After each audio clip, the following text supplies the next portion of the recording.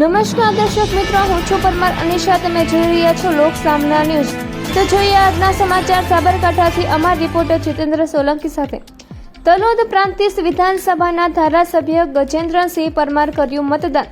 તલોદ તાલુકાના વખતાપુર ગામના બૂથ ઉપર ધારાસભ્યએ કર્યું મતદાન. વધુમાં વધુ મતદાન કરીને લોકશાહીના પર્વમાં જોડાવા ગજેન્દ્રસિંહ પરમારે કરી નાગરિકોને અપીલ. આજે સ્થાનિક સ્વરાજ્યની ચૂંટણી છે, આપણે મતદાન કર્યું છે, કેવો માહોલ જોવા મળી રહ્યો છે અને ખાસ લોકોના મતદાન અંગે શું અપીલ કરશે?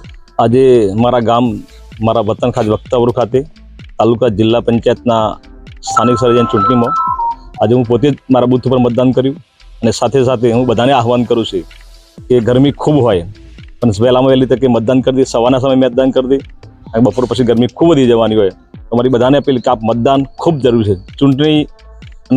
ચૂંટણીનો મોટો પ્રસંગ ઇલેક્શન એ મારી બધાની વિનંતી ખૂબ મતદાન કરો અને તમારો કિંમતી મત ખૂબ જરૂરી છે.